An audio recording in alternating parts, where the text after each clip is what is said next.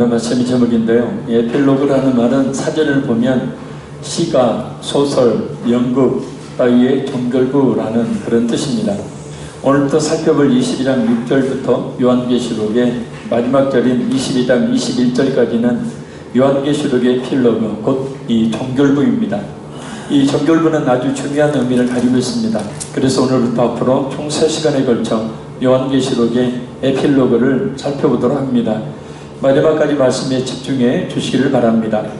요한계시록은 서론이 1장 1절에서 8절, 그리고 본론이 1장 9절에서 22장 5절, 그리고 결론이 22장 6절에서 21절의 구조로 되어 있습니다. 특히 요한계시록의 결론은 서론과 같이 책의 저자와 독자, 그리고 책의 특성과 기원, 그리고 내용, 주제를 반복적으로 서론과 병행을 이룹니다.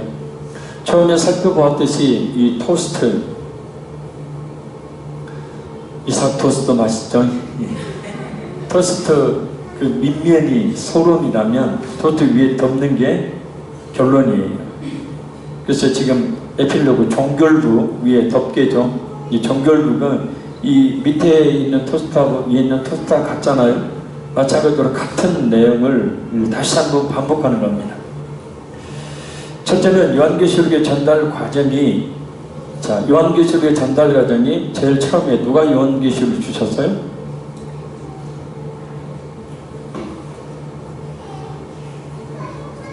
그래, 저하고 한번 눈싸움을 해봐야 한번 누가 이기나.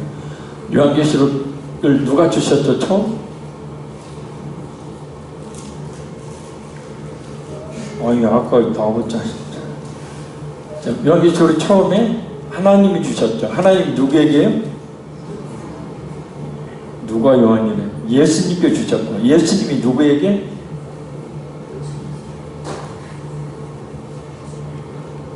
요한계시록이 처음부터 다시 하는 겁니다. 자, 하나님께서 예수님께 계시하셨죠. 예수님이 천사에게, 천사가 사도 요한에게, 사도 요한이 종들이 교회에게, 이래 5단계가 있습니다. 전달에 5 과정이 있어요. 둘째, 요한계시록은 장르상 예언의 말씀이기도 하지만 편지 형식 속에 담겨있기도 합니다. 그러니까 예언의 내용이지만 반드시 될 일을, 되고 있는 일들을, 속히 될 일들을 기록하고 있기도 하지만 하나님의 그 일을 통해서 우리에게 편지로 이 말씀을 살아가는 우리에게 사랑의 편지 형식으로 준 게 요한계시록이에요. 셋째, 요한계시록의 내용은 반드시 속히 될 일이라고 부릅니다. 넷째, 요한계시록의 내용을 지키는 자들에게는 복을 내리신다 라고 약속하고, 다섯째, 때의 임박성을 강조합니다. 여섯째, 예수님의 오심을 강조합니다. 일곱째, 알파와 오메가라는 동일한 칭호를 서론에서는 하나님께, 결론에서는 예수님께 적용을 합니다. 자, 이것을 도표로 정리하면 다음과 같습니다.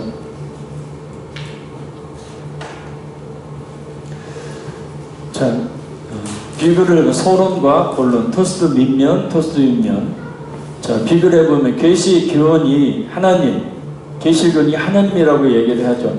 1장 1절에서 그 다음에 22장 6절에서 계시의 주체는 누구냐면 예수님입니다. 그래서 예수 그리스도의 증거니라고 1장 2절에 말씀하고 있고, 나 예수는 정언하게 하였노라 라고 22장 16절에 말씀합니다. 계시의 전달자는 누구예요? 하나님, 예수님, 천사. 그의 천사를 보내요. 그의 천사를 보내셨도다. 계시의 전달자는 요한입니다. 요한은 하나님의 말씀과 자기의 증거고 자기의 본 것을 다 증언하였느니라. 이것들을 보고 들은 자는 나 요한이니. 자, 계시의 최종 수신자는 교회입니다. 그 종들에게 보이시려고 1장 2절에, 아시아에 있는 7교회 1장 4절에 그 대상을, 수신자 대상을 명시하죠. 그 종들에게 보이시려고 20장 6절에, 교회들 20장 16절에 말씀합니다.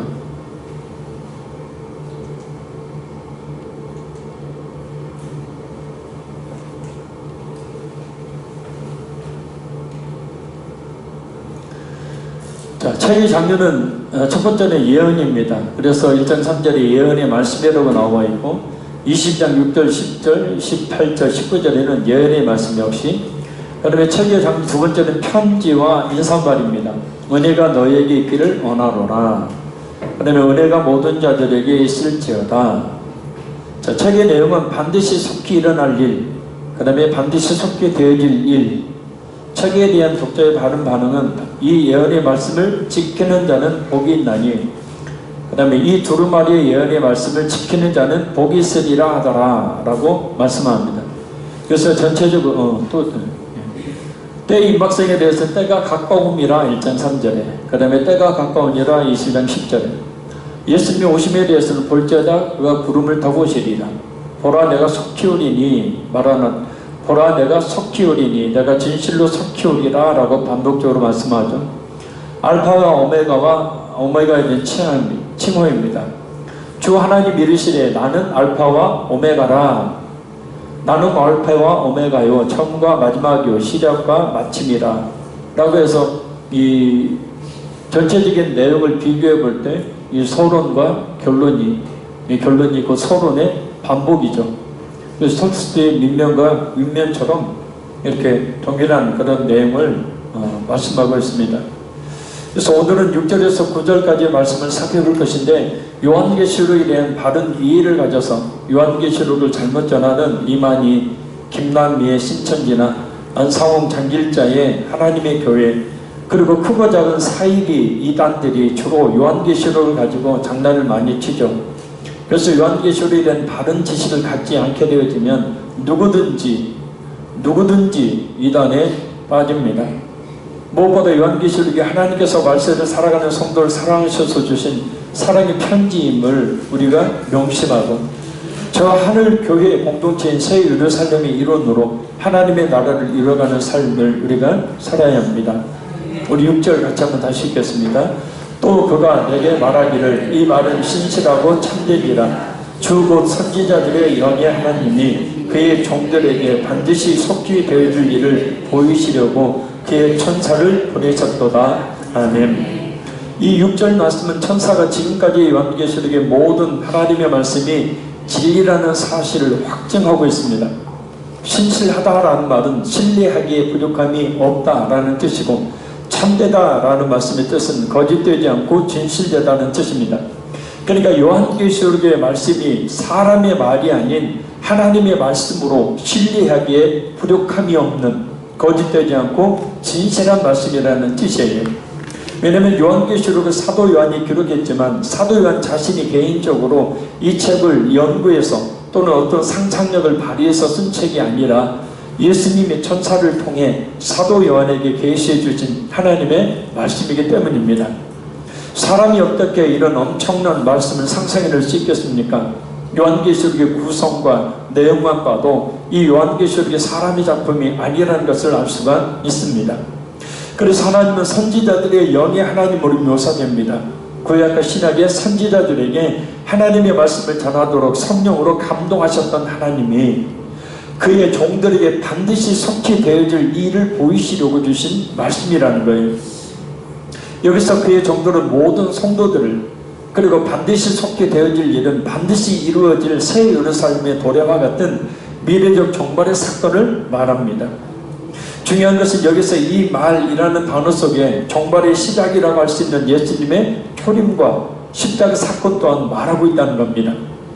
요한계시록의 종말론은 예수님의 십자가의 사건과 같이 이미 실현된 것과 아직 실현되지 않은 완성을 남겨놓은 것이 조화를 이루고 있는 이중적 종말론의 형태를 취하고 있다는 뜻이에요. 하나님은 당신의 택한 성도들에게 이루어지고 완성될 예수 그리스도의 구속사역을 계시하시고 드러내시기 위해서 천사를 통해 사도 요한으로 하여금 요한계시록을 기록하게 하셨다는 겁니다. 꼭 기억해야 합니다. 예수님의 십자가의 죽으심과 부활로 말미암아 이미 종말은 시작되었고 종말에 이루어질 일들이 하나하나 이루어지고 있다는 것을 말입니다. 특히 종말에 일어날 일들에 대해서 이렇게 요한계시록을 통해 말씀하시는 것은 당신의 택한 백성들을 하여금 구원에 이르도록 하시기 위해서라는 거예요. 쉽게 말하면 이 세상이 어떻게 멸망을 당하는지, 악한 사탄과 기독교를 핍박하는 짐승과 거짓 선지자, 그리고 불신자들이 어떻게 장차 불과 유황이 타는 지옥 불못에 던져지는가가 요한계시록의 기록 목적이 아니라는 거예요. 지금도 길거리에 보면 666표인 베리칩을 받으면 지옥 간다라는 글씨가 쓰여져 있는 노란 피켓을 든 사람들을 보게 됩니다. 여름이고 겨울이고 열심히 애쓰고 있습니다. 우리는 추우면 못하고 더우면 못하고 하는데 그 사람들은 추위도 더위도 아랑곳하지 않아요. 666이라는 숫자의 의미가 무엇인지도 모르는 사람들이 예수님의 십자가의 복음의 진리를 제대로 모르는 그런 무지한 사람들의 모습이 안타깝습니다. 그래서 요한계시록을 잘못 배우니까 그렇게 무의미한, 아니요 오히려 복음을 가로막고 있는 짓을 하고 있으니 말입니다. 우리가 구원을 어떻게 받습니까? 우리가 구원을 어떻게 받습니까? 예수 그리스도의 십자가의 구속의 은혜와 부활의 능력을 믿으면 구원받자. 그리고 예수님을 믿지 않으면 구원받지 못하는 것이지 구원받지 못하는 다른 이유가 있는 것이 아닙니다. 근데 베리칩을 받으면 지옥에 간다면 예수님이 십자가의 복음은 도대체 뭡니까? 그래서 또 다른 복음이 있음을 말하는 거죠. 그들의 주장에 따르면 예수 그리스도의 복음이 베리칩보다 못한 것이 됩니다. 그래서 그들이 피켓을 들고 외쳐야 할 것은 베리칩을 받지 말라는 것이 아니라 예수님이 십자가의 구속이어야 돼요. 예수님을 자신의 하나님으로, 예수님을 자신을 구원자로 믿는 길만이 구원의 길이라고 외쳐야 된다는 거죠. 그래 종말을 살고 있는 우리 모든 성도들은 성경 말씀을 통해서 더더욱 진실한 믿음 갖기를 힘써야 합니다. 무엇보다 아직도 구원받지 못한 하나님의 그 백성들을 구원하는 그런 전도와 선교의 사명을 직접 나가서 또는 기도와 물질로 동역함으로 감당해야 합니다. 그리고 이 요한계시록의 의미가 무엇인지를 잘 깨달아 알아야 합니다. 참고로 우리는 평생 신앙생활을 해도 어쩌면 들을 수 없을 수도 있었던 이 요한계시록의 말씀을 3번씩이나 들었음을 감사해야 합니다. 사실 저를 포함해서 요한계시록 말씀을 목회자들이 어렵게 생각해서 설교하고 가르치기를 주제해왔던 것이 한국교회의 현실이기 때문이고, 특별히 한국에서 지금 행해지고 있는 대부분의 요한계시록 세미나는 세대주의적 잘못된 그런 성경 해석입니다.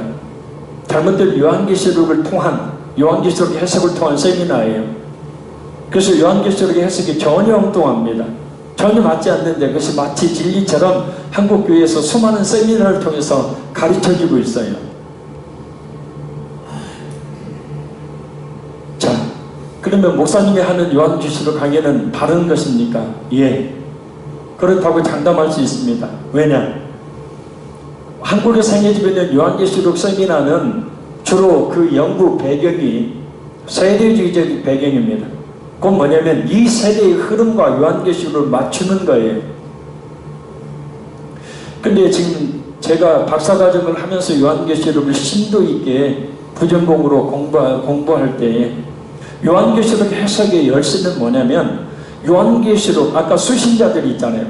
1차 수신자들인 요한계시록의 수신자들인 유대인들의 묵시문학, 유대인들의 계시문학을 이해해야 한다는 거예요. 근데 한국교회에서는 그동안 유대의 묵시문학에 대한 연구가 활발하게 이루어지지 않았습니다.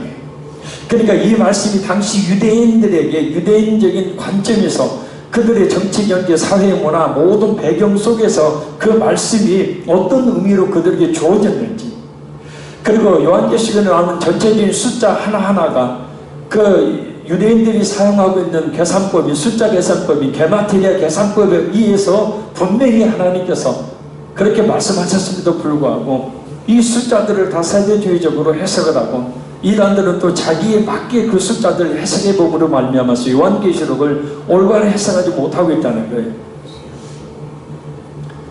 그러나 지금은 요한계시록을 해석하는 데 있어서 절대적인 역할을 하는 유대 묵시문학에 대한 연구가 활발하게 많이 이루어졌고 거의 완벽하게 이루어지고 있다고 보면 됩니다. 유대 묵시문학에 대한 책을 적어도 10여 권 이상을 읽었죠. 또한 요한계시록이 기록될 당시의 배경에 대한 연구가 지금은 많이 이루어져 있어요.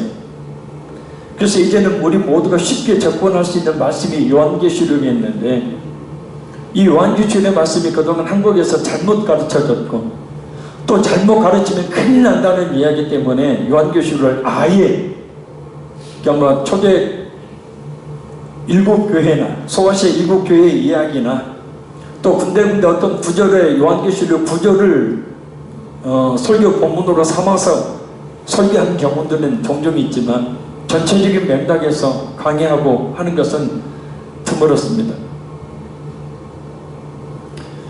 엄청나게 은혜롭고 중요한 요한계시록의 말씀을 설교하지 못했던 것이 한국교회의 현실이었고, 근데 우리가 요한계시록을 배워서 알겠지만 요한계시록은 당시 초대교회 때 매일 예배 때마다 읽혀졌던 성경입니다.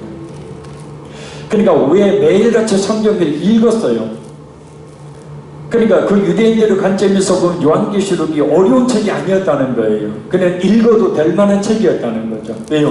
자신들의 그 사고나 자신들의 정치, 경제, 사회, 문화 이와 같은 그런 배경뿐만 아니라 유대 묵시문학, 유대인들에게 하나님이 주셨던, 예를 들면 에스겔, 다니엘, 스가랴 이와 같은 그 유대 묵시문학, 계시문학의 그런 의미들이 무엇인지를 알고 있었기 때문이에요. 읽어도 충분히 이해할 만한 성경이었는데 이것이 그 배경 쏙 빼버리고 그 다음에 유대 묵시문학 쏙 빼버리고 문자적으로 해석을 하고 세대주의적으로 적용해서 해석을 하고 일곱 12머리가 이후의 연합국의 수다, 이런 세대주의적인 해석들이 지금도 올바른 것으로 세미나로 지금 수많은 목회자들이 배우고 있어요. 아무튼 여러분들은 복되다. 하면 안 난다. 그래, 요한계시록 우리 성도들 꼭 알아야 될 하나님의 말씀이에요. 아멘. 도수 맛있게 만들어 놓고 뚜껑 안 덮어주면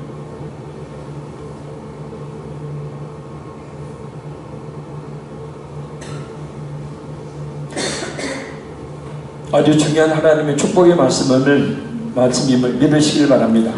자, 그래서 뭐라고 합니까? 우리 7절 읽겠습니다. 보라, 내가 속히 오리니 이 두루마리의 예언의 말씀을 지키는 자는 복이 있으리라 하더라. 아멘. 이 7절은 6절에 소개된 신선하고 참되신 예언의 말씀을 어떻게 대해야 되는지에 대한 말씀입니다. 먼저 예수님이 속히 오신다고 합니다. 그럼 속히 오실 예수님에 대해 우리 성도들이 가져야 할 태도는 뭡니까? 바로 요한계시록의 예언의 말씀을 지켜 행하는 겁니다. 왜냐하면 요한계시록을 지켜 행하는 자들이 복이 있기 때문입니다. 그럼 예수님이 속히 오신다라는 의미는 무엇인가? 요한계시록의 결론 부분에서 예수님은 3번씩이나 내가 속히 오리라 라고 말씀합니다. 근데 요한계시록이 기록된 지 거의 2000년이 지났지만 아직 예수님이 재림하지 않으셨어요. 그렇다면 속히라는 말은 무슨 의미인가? 이 말은 인간의 기준에서의 시간을 말하는 것이 아닙니다.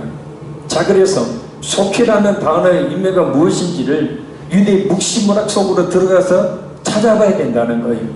자, 이 속히라는 말이 어디에서 나오냐면 바로 유대 묵시문학 중에 하나인 다니엘서에 나옵니다. 다니엘 2장 28절을 배경으로 하고 있어요. 오직 은밀한 것을 나타내실 이는 하늘에 계신 하나님이시라. 그가 느부갓네살 왕에게 후일에 될 일을 알게 하셨나이다. 왕의 꿈, 곧 왕이 침상에서 머릿속으로 받은 환상은 이러하니이다. 후일. 사도 요한은 다니엘이 말한 후일이라는 말을 속히라는 말로 바꿉니다. 그 이유는 다니엘이 말한 시점에서 후일은 곧 종말을 말하고 그 종말은 예수님의 초림으로 이미 시작되었고 예수님의 재림으로 완성될 것이기 때문이에요. 그 다니엘 시대의 관점에서 보면 종말에 일어날 일이에요. 그런데 사도 요한의 시대에서 보면 메시아의 오심이 이미 일어났어요. 그리고 이제 남은 것은 예수님의 재림밖에 없는 겁니다. 따라서 구속사의 시간표에서 보면 예수님의 초림과 재림 사이에 살고 있는 신학시대의 성도들에게 있어서 앞으로 남아있는 사건은 뭐밖에 없어요? 예수님의 재림밖에 없어요. 자료를 보시면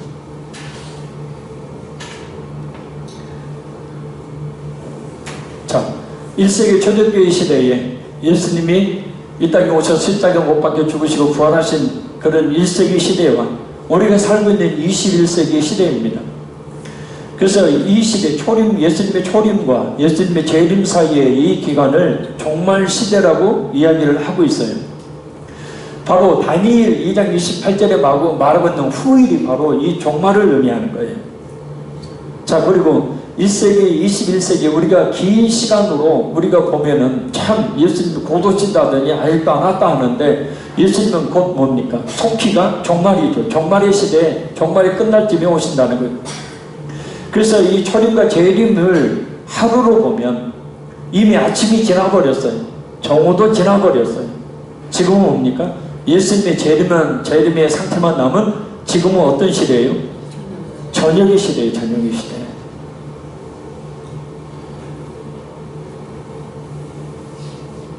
자, 다시 정리하면 사도 요한이 요한계시록을 처음 기록할 때인 1세기나 지금 우리가 살고 있는 21세기나 모두 구속사의 이 시간표 상으로 보면 같은 종말이잖아요. 같은. 이게 다니엘서의 이야기는 후일이에요. 초림과 재림 사이의 기간. 그러나 시간상으로 예수님의 초림과 재림 사이의 종말의 시대를 하루로 봤을 때 지금은 저녁과 같은 시대.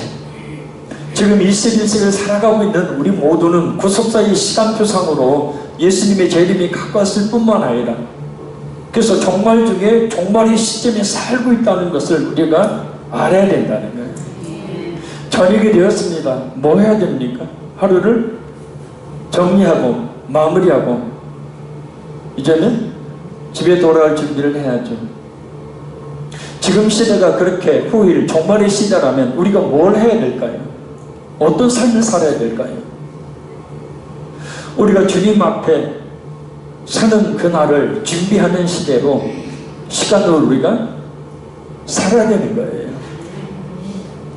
우리 지집사님 맨날 기도하시다고 요즘에 기도 안 하시대요. 기름등불 준비한 신앙이 되게 해달라.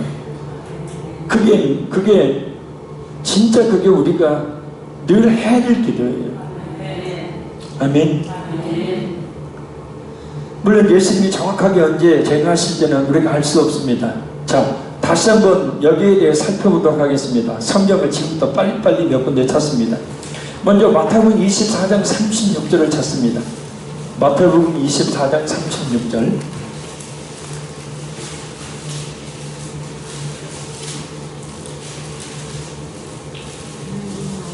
요한복음 40쪽입니다. 자, 마태복음 24장 36절 같이 읽습니다. 시작.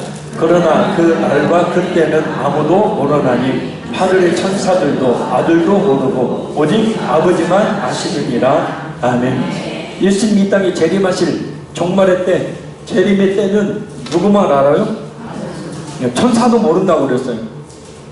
성자 예수님 알아요? 몰라요? 예? 성자 예수님 몰라요? 알아요? 모른다고요? 알아요? 아니 금방 써있다며요. 때와 시기는 아버지께서 자기 아들도 모르고 오직 아버지만 아신다. 천사도 모르고 예수님도 몰라요. 누구만 알아요? 성부 하나님만 아신다고. 자, 사도행전 1장 7절. 사도행전 1장 7절. 사도행전 1장 7절. 187쪽입니다. 사도행전 1장 7절 시작. 이르시되 때와 시기는 아버지께서 자기의 권한에 두셨으니 너희가 알 바 아니요. 예수님의 재림의 때는 아버지의 권한이에요. 그러니 우리가 알려고 하지 마라. 자, 왜 알려고 하지 말아야 되냐? 데살로니가전서 5장 1절 2절 봅니다. 데살로니가전서 5장 1절 2절. 가만히 계시지 말고 좀 찾아보세요. 데살로니가전서 5장 1절 2절.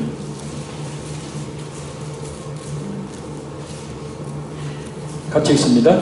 형제들아, 때와 시기에 관하여는 너희에게 쓸 것이 없음은 주의 날이 밤에 도둑같이 이를 줄을 너희 자신이 자세히 알기 때문이라. 아멘. 그때를 알 필요가 없는 이유는 뭐예요? 우리가 생각하지 못한 때에 오시기 때문에 알 필요가 없다는 거예요. 자, 그럼 예수님께서 재림하실 때 어떻게 재림하십니까? 자, 다시 사도행전 1장 11절. 사도행전 1장 11절. 186쪽입니다. 186쪽. 사도행전 1장 11절 시작. 이르되 갈릴리 사람들아 어찌하여 서서 하늘을 쳐다보느냐. 너희 가운데서 하늘로 올려주신 이 예수는 하늘로 가심을 본 그대로 오시리라 하였느니라. 아멘. 자, 그럼 좀 더 구체적인 예수님의 재림의 모습을 봅니다. 자, 계시록 1장 7절 마지막에. 계시록 1장 7절. 399쪽입니다. 399. 계시록 1장 7절 시작. 볼지어다 그가 구름을 타고 오시리라. 각 사람의 눈이 그를 보겠고 그를 찌른 자들도 볼 것이요 땅에 있는 모든 족속이 그로 말미암아 애곡하리니 그러하리라. 아멘. 자, 볼지어다 그가 구름을 타고 오시리라 그랬죠. 자, 저를 보십시오. 그러면 예수님이 그 손오공처럼 구름 딱 타시고 이렇게 오십니까?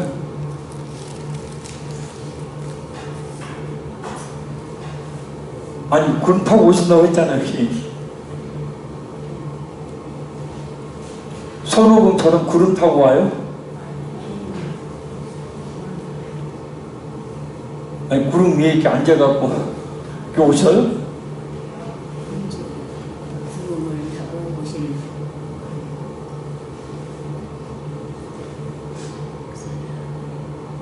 구름이 뭐라 그랬죠? 하나님의 임재의 상징이라고 그랬죠?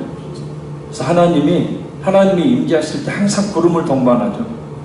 그러니까 하나님의 임재를 상징하는 구름이에요. 손공처럼 구름 딱 타고 오는 게 아니고 구름과 함께 하나님이 예수님이 이 땅에 재림하시는데 각 사람의 눈이 그를 보겠고 그를 찌른 자들도 볼 것이요 땅에 있는 모든 족속이 그로 말미암아 애곡하리니. 어떤 목사님이 그렇게 설교하는 것을 듣고 제가 깜짝 놀랐는데 자다가 예수님 모시면 어떻게 하려고 그래요? 자다가 예수님 모시면 저 깊은 지하 속에 들어가서 자다가 예수님 오면 예수님 오는지도 모르고 어떻게 하려고 그래요? 만약 예수님 재림하셨는 지하 20층에 홀로 벙커를 짓고 거기에서 집 짓고 혼자 살아요. 그럼 그 사람은 어떻게 될까요?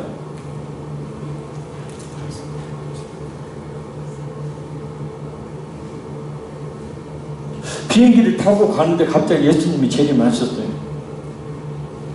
어떻게 될까요? 제가 설명을 듣는데 자, 그때는 모든 시간과 공간의 개념이 사라져요. 아멘. 그때는 모든 사람들이 예수님 앞에 다 기어 나오게 돼 있어요. 기어 나와야 돼요. 자고 있어도 기어 나와야 될 깨서. 왜요? 각 사람이 예수님을 두 눈으로 봐야 돼요. 왜죠? 재판이 열리게 되면 그곳에는 검사, 변호사뿐만 아니라 원고, 피고 한 사람도 예외 없이 다 참석해야 합니다. 예수님의 재림은 그 성도들에게서도 완전한 구원의 완성을 의미하지만 믿지 않는 불신자들에게 심판을 의미하기 때문에 그때 당시에 살아있는 사람 중에 단 한 사람도 예외 없이 다 예수님 앞에 나와야 돼요. 그래서 그 예수님 앞에 서서 그 예수님 앞에 심판을 받아야 된다는 거예요. 아멘? 이 시점에 자고 있어도 괜찮아요. 기어 나와야 돼요. 비행기 타고 가다가 비행기 떨어지지 않아요. 자연스럽게 예수님 앞에 서게 되겠죠.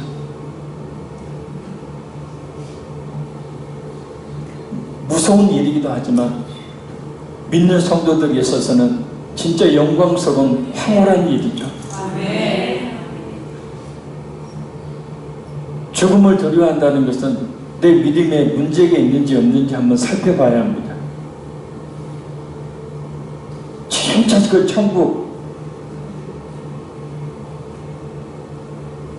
보아라 즐거운 우리 집 막 찬송할 때 막 천국이라 소망 주님을 위해서 지금 죽겠습니까 하면 거기 복습이 아니에요. 못해요. 당장 몸 아프면 그냥 죽을까봐 그냥 걱정 근년 연려해요. 교회도 안 가버려요. 기도도 안 해버려요. 성도의 죽음은 뭐예요? 진짜 내가 확실한 믿음을 가지고 있는 사람이라면 나에게서 죽음은 뭐예요? 영광스러운 하나님의 나라에 들어가기 위한 과정일 뿐이에요. 그러니 얼마나 죽음이 믿는 성도에게 복된 것인지 몰라요.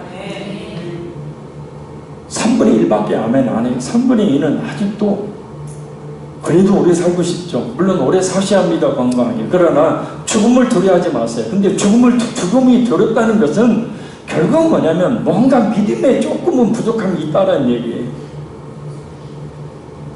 생각해 보세요.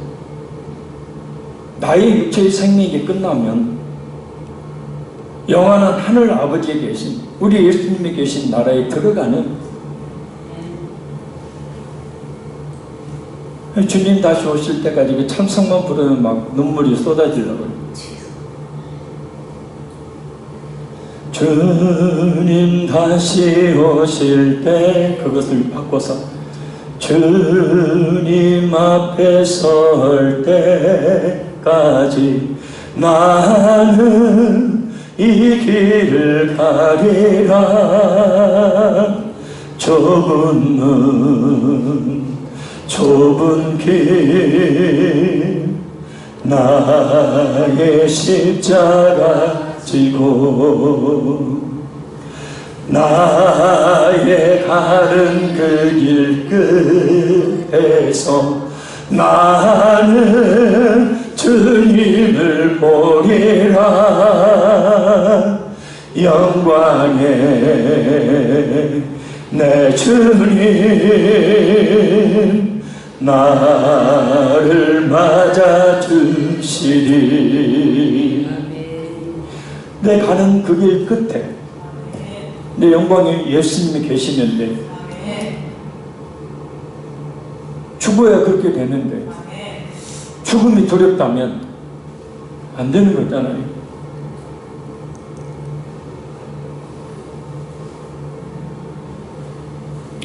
그러니까 까짓것 이 세상에 살면서 죽음도 우리가 두렵지 않으니 그죠? 담대하게 살아가십시오. 아멘. 좀 담대하게 살아가십시오. 수절치 이렇게 쪼잔하게 살지 말고 좀 담대하게 살아가세요. 담대하게.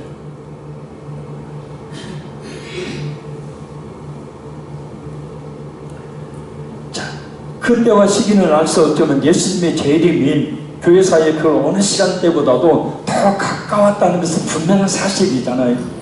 그죠? 그러니 더 긴박감을 가지고 살아야 됩니다. 아니 어쩌면 예수님의 재림보다 내가 더 빨리 죽을 거예요. 그게 쉽습니다. 더 빠를지도 모릅니다.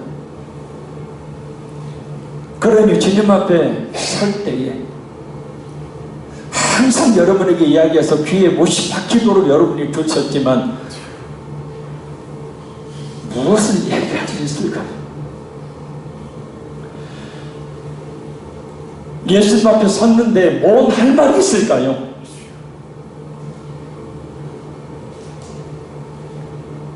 어떻게 살다가 무엇을 위해 살다 왔느냐 물으시면 뭐라고 대답할까요?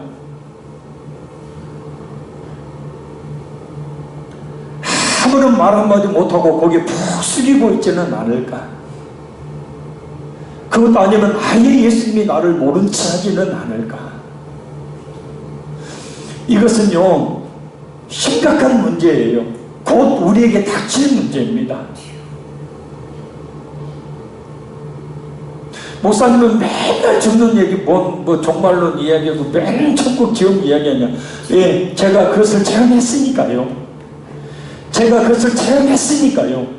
아무리 잘난 척하며 교만하게 신앙생활을 하고 아무리 많은 사람이 존경한 칭찬을 받아도 진실한 믿음 없으면 예수님 모르는데 예수님이 모른 체 하시는데 주님을 위해 살지 않고 자신만을 위해서 철저히 살아가다가 주님 앞에 무슨 할 말이 있겠습니까? 우리도 그렇잖아요. 일하다 사장아 CEO 이렇게 일했다고 뭔가 내세울 것이 있어야 볼 때는 일하고 보지 않을 때는 게으르게 일하고 사장 흉이나 보고 욕이나 하고 비방이나 하고 무슨 뭘 얻을 게 있겠습니까?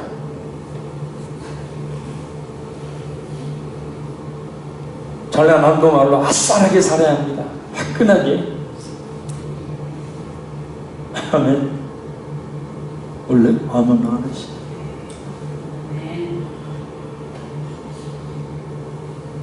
초대교회 신앙이 그거였어요. 속히 오시는 예수님 앞에 우리는 곧 예수님께 간다는 그 신앙으로 살았어요. 그래서 그들은 자기 전 재산 아까워하지 않고 하나님께 다 드렸던 것이고, 그래서 그들은 자신의 모든 것을 다 바쳐 전도와 선교의 삶을 살았던 것이고, 그래서 그들은 예수님의 그 빛과 소금의 역할을 감당하는 일에 자기 자신을 철저하게 불태우는 불꽃 같은 삶을 살았어요. 왜요? 예수님 앞에 서는 그 하나가 보고요. 그런데 우리도 그렇게 되잖아요. 우리도 그렇게 반드시 100% 서게 되잖아요. 그때 내 세울만한 것이 있어야죠. 그죠?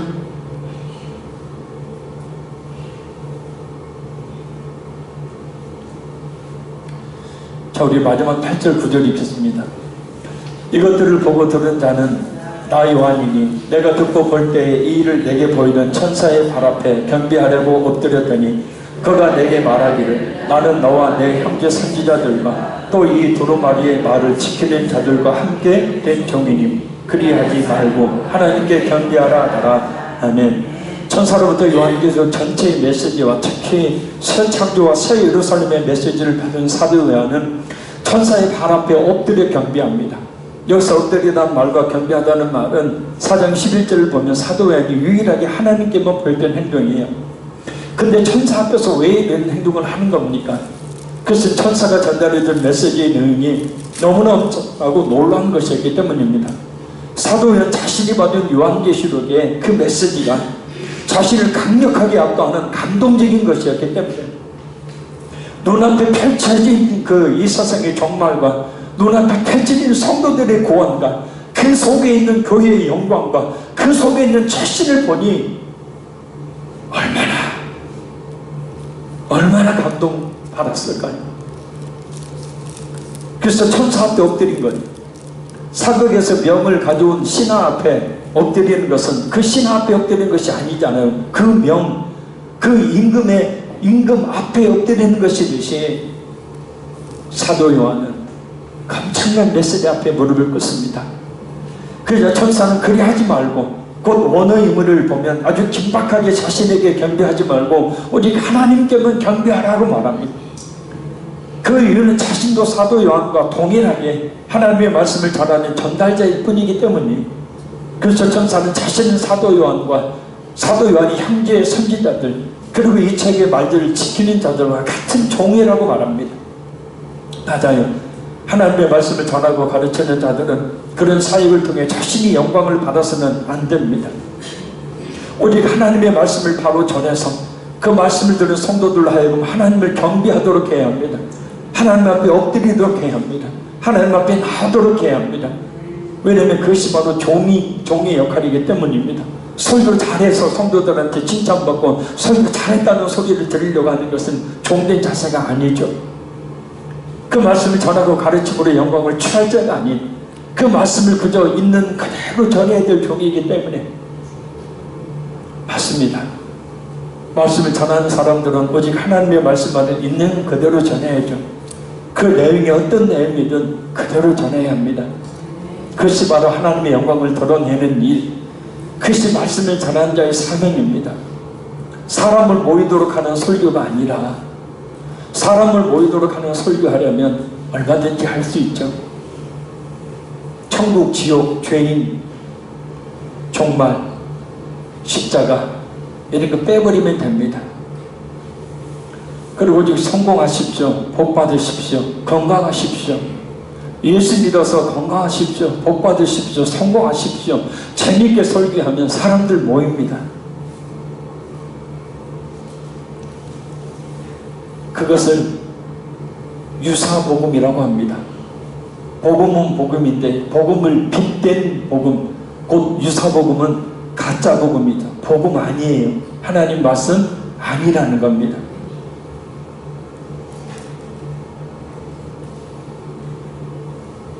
목사님 유사 복음이니까 그것도 복음 아니, 복음 아니.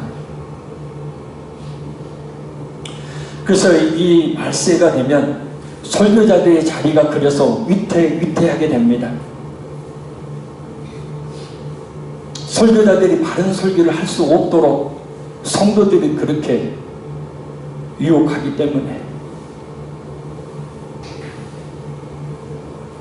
어떤 목사님이 한 500명 되는 교회 최종 청빙 후보 3명 중에 1명이 됐어요. 하나님의 감동을 주셔서 성령의 감동을 주셔서 메시지를 예수님의 십자가의 그 구석의 은혜를 전했다고 합니다. 어떻게 됐을까요? 탈락.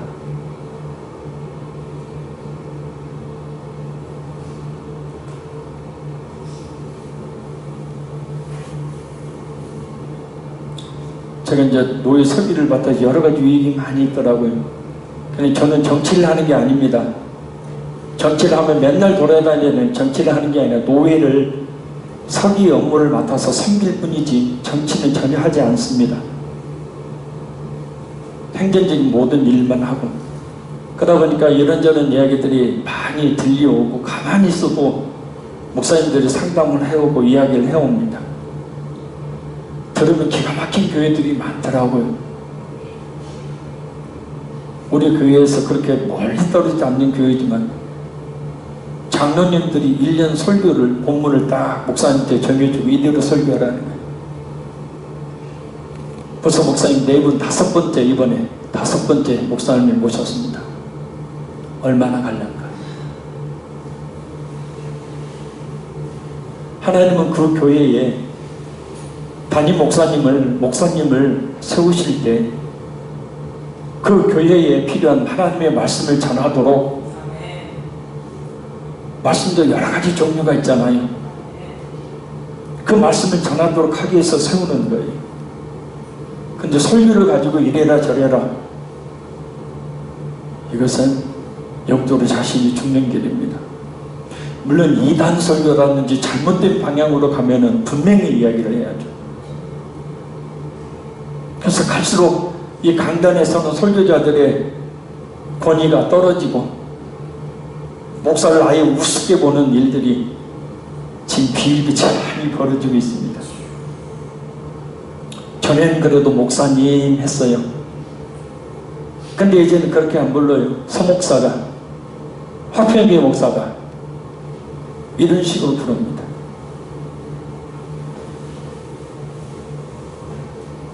그리고 목사의 권위가 땅에 떨어지니 강단에서 선포되는 설교의 권위 역시도 땅에 떨어질 대로 떨어졌고 듣고 싶은 말만 듣지 진짜 들어야 될 그 속에서 영적으로 싸움이 일어나는 듣기 싫어하는 그 말씀들을 들어야 사는데 사실은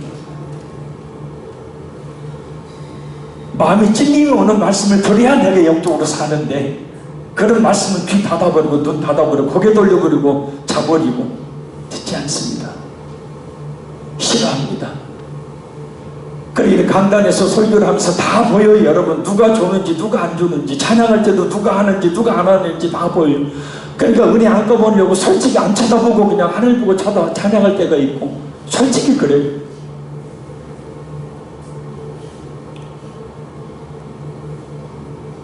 그러면 몰라요. 자신의 마음은 흡족할 수 있을지 모르지만 미안한 얘기지만 자신의 영혼은 살 길이 없는 겁니다.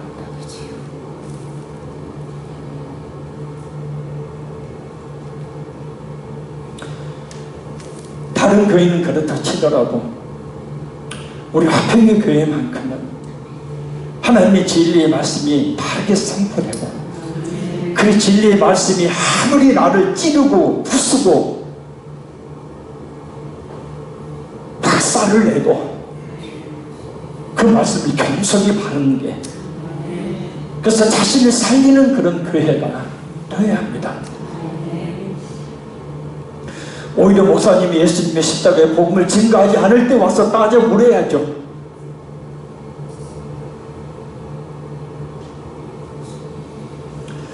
결론적으로 말씀드립니다. 어느덧 요한계시록의 종결부, 원래는 올해 다 끝냈으면 좋겠는데 다음 주에는 그 재직 세미나가 있으니까 모든 재직들은 다 참여하셔야 합니다. 그리고 그 다음 주는 이제 그 속회 활동이라, 아니 다음 주까지 한 번 더 하네. 한 번을 내년으로 옮겨야 되겠어요. 정결부입니다. 무엇보다 이 요한계시록의 말씀이 사도 요한이 죄낸 사도 요한이 말이 아닌 신뢰하기에 부족함이 없는 거짓되지 않고 진실한 하나님의 말씀임을 우리가 믿어야 합니다. 그러니 요한계시록에 기록된 하나님의 말씀을 바로 깨달아 알고 무엇보다 순종해야 됩니다. 예수님은 속히 오십니다.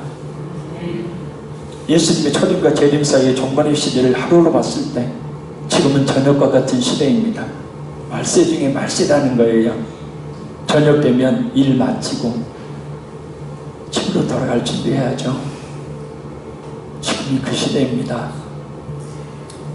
하나님은 지금도 우리를 통해 교회를 세우시려는, 그리고 우리를 통해 죽어가는 영혼을 살리시려는 간절한 기도와 소망을 가지고 지금도 우리를 살게 하고 계십니다. 그런데 우리는 지금 무엇을 하고 있는지, 손과 발의 십자가 뚜렷한 못자국의 흔적을 가지신 예수님 앞에 섰을 때 너 어떻게 살다가 무엇을 위해 살다 왔니? 물으실 때 부끄러움이 없도록 교회를 세우는 전도와 선교의 삶을 살아야 합니다. 하나님의 말씀을 바르게 전하고 가르쳐야 되고, 하나님의 말씀을 바르게 전하고 가르칠 때 그 말씀을 하나님의 말씀으로 받고 그 말씀이 어떤 말씀이든 그대로 순종하면 복이 됩니다. 아멘. 우리 기도하고 주님 다시 오실 때까지 찬양하고 마치겠습니다. 살아계신 하나님 아버지, 요한계시록의 에필로그에 와 있습니다. 요한계시록의 말씀이 사도 요한의 제안의 말씀이 아닌 신뢰하기에 부족함이 없는 거짓되지 않는 진실한 하나님의 말씀임을 믿습니다. 요한계시록에 기록된 모든 말씀을 바로 깨달아 알게 하시고 순종하는 역사 있게 하여 주옵소서. 예수님은 속히 오십니다. 지금의 말세 중에 말세입니다. 아니, 예수님의 재림보다도 우리 자신의 주님 앞에 서는 날이 더 가까워 있음을 고백합니다. 하나님은 지금도 우리를 통해 교회를 세우시려는, 그리고 우리를 통해 죽어가는 영혼을 살리시려는 간절한 기도와 소망을 가지고 지금도 우리를 살게 하심을 믿습니다. 손과 발이 십자가의 뚜렷한 못자국 가지고 계신 예수님 앞에 섰을 때 예수님이 너 어떻게 살았니? 무엇을 위해 살았니? 라고 질문하실 때 최초선을 다해서 주님을 위해 살았습니다. 주님의 몸된 화평하기를 세우는 일을 위해서 힘과 마음을 다했습니다. 죽어가는 영혼을 살리는 일을 위해서 전도의 삶을 살았습니다. 라고 말함으로 우리 주님의 칭찬을 받는 우리 모든 성도들에게 함께하여 주옵소서. 믿사오며 예수님 이름으로 기도합나이다. 아멘.